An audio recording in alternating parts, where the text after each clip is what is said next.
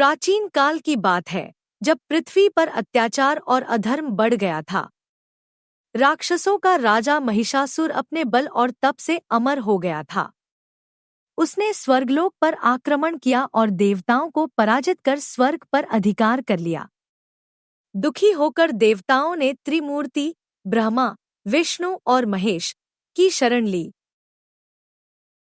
तीनों देवताओं की दिव्य शक्तियां मिलकर एक अद्भुत देवी का प्रकट हुईं, जिनका स्वरूप अत्यंत दिव्य और तेजस्वी था। यही देवी दुर्गा कहलाईं। उन्होंने 9 रूपों में अवतार लेकर महिषासुर और उसके दुष्ट अनुचरों का संहार किया। इन 9 स्वरूपों की पूजा नवरात्रि में की जाती है। पहले दिन शैलपुत्री की पूजा होती है। वे हिमालयराज की पुत्री हैं और नंदी नामक वृषभ पर सवारी करती हैं। इनके एक हाथ में त्रिशूल और दूसरे में कमल होता है। दूसरे दिन ब्रह्मचारिणी की आराधना की जाती है। वे तपस्या का प्रतीक हैं और भक्तों को संयम एवं त्याग का पाठ पढ़ाती हैं।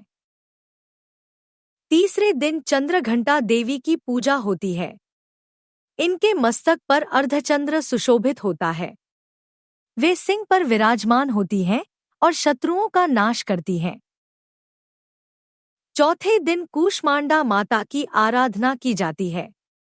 इन्हीं के दिव्य तेज से ब्रह्मांड की उत्पत्ति हुई। वे असंख्य सूर्य के समान चमकने वाली हैं। पांचवें दिन स्कंदमाता की पूजा होती है। वे कार्तिकेय स्कंद की माता हैं और सिंह पर सवारी करती हैं। वे प्रेम और वात्सल्य की देवी हैं। छठे दिन कात्यायनी देवी की पूजा की जाती है। ऋषि कात्यायन की घोर तपस्या से प्रसन्न होकर उन्होंने उनके यहाँ जन्म लिया था। वे महिषासुर का वध करने वाली देवी हैं। सातवें दिन कालरात्रि की आराधना होती है। इनका रूप अत्यंत भयानक है, परंतु ये भक्तों के लिए शुभ फलदायिनी है। इनकी पूजा से सभी भय समाप्त हो जाते हैं। आठवें दिन महागौरी की पूजा की जाती है। वे अति श्वेत वर्ण की हैं और करुणामयी हैं। उनकी कृपा से भक्तों के सभी पाप धुल जाते हैं। नवमी के दिन सिद्धिदात्री की पूजा होती है। वे सभी प्रकार की सिद्धियों को प्रदान करने वाली देवी हैं। भगवान शिव ने भी इन्हीं की कृपा से अर्धनारीश्वर रूप प्राप्त किया था।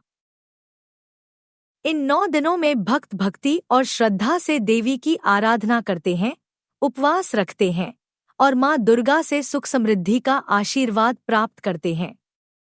इस प्रकार नवरात्रि केवल शक्ति की पूजा ही नहीं, बल्कि आत्मशुद्धि और भक्ति का पर्व भी है। जय माता दी।